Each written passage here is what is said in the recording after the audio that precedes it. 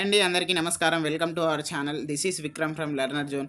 ఈరోజు మనం 6th క్లాస్లో లాస్ట్ లెసన్ అయినటువంటి గ్రీనరీ ఇన్ తెలంగాణ, ఏంటిది 21th లెసన్ ఇది, గ్రీనరీ ఇన్ తెలంగాణ. దీంతో మనకు 6th క్లాస్ అనేది కంప్లీట్ అయిపోతుంది.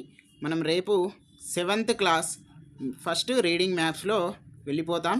అలాగే మనకు తెలుగు చెప్తున్నామండి, తెలుగు కూడా 7th క్లాస్లో ఉన్నాము. అలాగే సైన్స్ కూడా మనము 7th క్లాస్లో ఉన్నాము. ఇప్పుడు సోషల్ కూడా 7th క్లాస్. కాబట్టి మీరు ఖచ్చితంగా మమ్మల్ని సబ్స్క్రైబ్ చేసుకోండి. తర్వాత మా యొక్క ఛానల్ని మీ ఫ్రెండ్స్కి కూడా షేర్ చేయండి. అలాగే ఎడ్యుకేషనల్ ఇన్ఫర్మేషన్కి సంబంధించినటువంటి విషయాలు మనము వాట్సాప్ గ్రూప్ అండ్ వాట్సాప్ ఛానల్లో మేము పోస్ట్ చేస్తున్నాం. దానికి సంబంధించిన లింక్ మేము కామెంట్ బాక్స్లో పెడతాము. రోజు జీకే అండ్ కరెంట్ అఫైర్స్ మనము ఇంపార్టెంట్ మన డిఎస్సికి సంబంధించినటువంటి పేపర్ క్లిప్స్ పెడుతున్నామండి. కాబట్టి ఖచ్చితంగా సబ్స్క్రైబ్ చేసుకుంటారనే నమ్మకంతో ఉన్నాము. అలాగే ఈరోజు మనము చూసుకున్నట్లయితే గ్రీనరీ ఇన్ తెలంగాణ లెసన్ చూద్దాము. ఒక్కసారి ఇక్కడ చూడండి, ఇదంతా కూడా ఎడారి ప్రాంతం, ఇదంతా కూడా ఫారెస్ట్ ప్రాంతం. ఇప్పుడు ఈరోజు ఈ అప్డేట్గా మనము ఇప్పుడు మే నెలలో ఉన్నాం. చాలా అంటే చాలా ఎండలు ఉన్నాయి.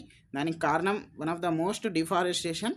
ఓకే అండి, ఇక్కడ మనం చూసినట్లయితే Telangana lies between 15 degrees 46 minutes and 19 degrees 47 minutes north latitude and 77 degrees 16 minutes and 81 degrees 43 eastern longitude. It is situated in the Deccan plateau in semi arid zone. తర్వాత మనం చూసుకున్నట్లయితే ఇక్కడ డెక్కన్ ప్లాట్యూలో ఉంది. తర్వాత దానికి సంబంధించినటువంటి లాంగిట్యూడ్ లాటిట్యూడ్స్ కూడా మనకి ఇవ్వడం జరిగింది. అవి ఖచ్చితంగా మీరు ఇంపార్టెంట్గా పరిగణించి గుర్తుపెట్టుకోండి. The climate is predominantly hot and dry. ఇక్కడ మనకు వేడిగా అలాగే పొడిగా కూడా ఉంటుంది climate. The rainfall is scanty and erratic leading to dry deciduous forest and scrub lands. ఇక్కడ చూసినట్లయితే మనకు ఇలాంటి ఫారెస్ట్ ఉంది అని కూడా అడగవచ్చు. కాబట్టి జాగ్రత్తగా ఉండండి. ఓకే అండి, మనకి ఇక్కడ ఇంపార్టెంట్ ఇవన్నీ కూడా మీరు చూసుకోండి. According to national forest policy of India పరంగా మనకు ఎంత ఉండాలట, ఎకాలజికల్గా బ్యాలెన్స్ కావడానికి ఎంత ఉండాలంటే 33% ఉండాలి.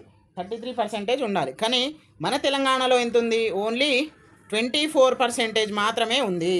ఓకేనా, మనం ఇక్కడ చూసుకున్నట్లయితే ఆ 33%కి రావాలంటే ఎట్లా ఉంది అంటే, expected 33% of total geographical area it is planned into 2 folds. ఎట్లా ప్లాన్ చేశారంట అంటే 2 foldsగా ప్లాన్ చేయడం జరిగింది. ఆ 2 folds ఏంటి అంటే, ఆ 2 మేజర్గా ఏంటి వాళ్ళు తీసుకున్నటువంటి డిసిజన్స్, మేజర్ ప్రోగ్రామ్స్ ఏంటి అంటే, ఒకటి initiative in notified forest areas. Okay, next initiatives in areas out side the notified areas. అంటే ఏంటి, మనకు ఎక్కువగా ఫారెస్ట్ ఏరియాలో ఏది ఉంది, తక్కువ ఏది ఉంది అనేది నోటిఫై చేసుకుంటారు. దానికి సంబంధించి తర్వాత ఎక్కడ నాటాలి, ఫారెస్ట్ ఏరియాస్ ఇప్పుడు నోటిఫై చేశారు కదా, అవి కాకుండా ఊర్లల్లో, తర్వాత ట్యాంక్స్, తర్వాత మనకు చెరువులు గట్టుల మీద, తర్వాత స్కూల్స్లలో, తర్వాత గ్రామ పంచాయతీకి సంబంధించినటువంటి ఆవరణలో ఇవన్నీ కూడా నోటిఫై చేస్తారన్నట్టు. తర్వాత to achieve this 230 crore seedlings are planted in states. అది మనము ఈ రెండు కూడా 33% కావాలి అంటే ఏంటిది, మనకు 230 కోట్ల చెట్లను నాటాలి, అంటే మొక్కలను నాటాలి. దానికి సంబంధించి ఎంత ప్లాన్ చేయాలి అంటే 4000 నర్సరీస్ ప్లాన్ చేయాలి. ఓకే అండి, ఇక్కడ మనకు the forest man of India ఎవరు అంటే జాదవ్ మొలాయ్ పయంగ్. ఇతను మనకు ఎట్లా అంటే forest worker in Jorhat district of Assam. ఇతని రాష్ట్రం పేరు అస్సాము. తర్వాత ఏజ్ 16లోనే ఇతను ఒక వర్కర్గా ఒక ప్రోగ్రామ్కి వెళ్ళాడు, సోషల్ ఫారెస్ట్రీ ప్రోగ్రామ్ 1979లో, ఒక లేబర్గా. అంటే వర్కర్ అన్నా లేబర్ అన్నా ఒకటే అనుకోండి. తర్వాత అది మనకు 5 years ప్రాజెక్ట్. తర్వాత ఆ ప్రాజెక్ట్ అయిపోయాక కూడా ఇతను కంటిన్యూ అనేది చేసుకుంటూ పోయిండు.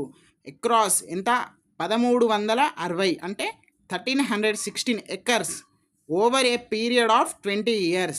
20 సంవత్సరాలలో 1360 ఎకరాల ఏంటిది మొక్కలను నాటాడు. అది ఎక్కడ నాటాడు అంటే బ్రహ్మపుత్ర రివర్ దగ్గర, అంటే ఆ సమీపంలో నాటడం జరిగింది. దాన్ని మనం ఏమంటాం ఇప్పుడు మొలాయ్ ఫారెస్ట్ అని అంటున్నాము. 4th civilian honour award Padmashri ఈయనకి ఇచ్చారు. తర్వాత మనకు ఒక స్లోగాన్ ఉంది దీంట్లో, ఈచ్ వన్ ప్లాంట్ వన్. ఓకేనా, నెక్స్ట్ ఇక్కడ చూసుకున్నట్లయితే అతని ఫోటో ఉంది. ఇతనే మనకు చూసుకున్నట్లయితే జాదవ్ మొలాయ్ పయాంగ్. ఇతను అస్సాం రాష్ట్రానికి చెందినవాడు. ఇతనికి మనము ఏమని బిరుదు ఉందంటే ఫారెస్ట్ మ్యాన్ ఆఫ్ ఇండియా. మరి ఫారెస్ట్ మ్యాన్ ఆఫ్ ఇండియా నేర్చుకున్నాం కదా, నెక్స్ట్ మనం ఫారెస్ట్ మ్యాన్ ఆఫ్ తెలంగాణ కూడా నేర్చుకుందాం. ఓకే, దానికి సంబంధించినటువంటి ఇది మనకు టెక్స్ట్ బుక్లో ఉంది, మీరు ఒకసారి చదువుకోండి. తర్వాత మనం ఇక్కడ చూసినట్లయితే ఫారెస్ట్ మ్యాన్ ఆఫ్ తెలంగాణ, ఇది మనకు టెక్స్ట్ బుక్లో లేదు, కానీ మీరు గూగుల్లో ఒకసారి కొట్టండి ఫారెస్ట్ మ్యాన్ ఆఫ్ తెలంగాణ అని. వనజీవి రామయ్య గారి గురించే వస్తుంది. వనజీవి రామయ్య ఏంటిది అసలు పేరు దారిపల్లి రామయ్య. అతనికి ఆ బుక్లో ఉన్నటువంటి ఏజ్ మనకు వచ్చేసి 70, కానీ ఆయన రీసెంట్ కరెక్ట్ ఈ రోజు నుండి నెల రోజులు ముందు చనిపోవడం జరిగింది. ఓకే అండి, ఇక్కడ చూసినట్లయితే మనకు రెడ్డిపల్లి గ్రామం, ఇది మనకు ఖమ్మం డిస్టిక్లో ఉంది. తర్వాత ఆయన చూసుకున్నట్లయితే slogan plant A tree and save life, ఇది ఒక స్లోగాన్. ఇతనికి కూడా మనకు వనజీవి రామయ్య గారికి కూడా పద్మశ్రీ వచ్చింది. ఎందుకు అంటే ఎక్స్పాండ్ ద గ్రీన్ కవర్, అంటే ఎక్కువ అడవిని విస్తరించడానికి ప్రయత్నించారు కాబట్టి అతని కొడుకులు, కూతుర్లకు, మనవరాళ్లకు కూడా చెట్ల పేరే పెట్టడం జరిగింది. ఓకేనా అండి. ఇతను ఎప్పుడు జన్మించారంటే మనకు 1 జూలై 1937, ఎప్పుడు మరణించారంటే 12 ఏప్రిల్ 2025. ఒకసారి మీకు ఫొటోస్ కూడా చూపెడతాను. ఇది మనకు టెక్స్ట్ బుక్లో ఇచ్చినటువంటి ఇన్ఫర్మేషన్. ఇతనే మనకు వనజీవి రామయ్య గారు, మహానుభావుడు.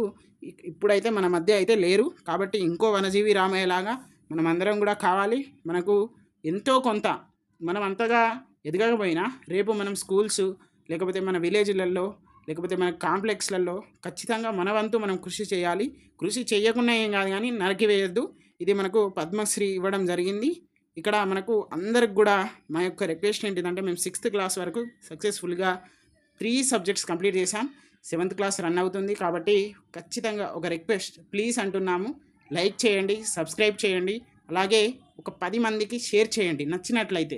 నచ్చకుంటే మీరు కూడా చూడకండి, మీకు కూడా టైం వేస్ట్ చేసుకోకండి. అంత జెన్యూన్గా మేము కంటెంట్ ఇస్తున్నాం కాబట్టి మేము అంత కాన్ఫిడెన్స్గా చెప్పగలుగుతున్నాము.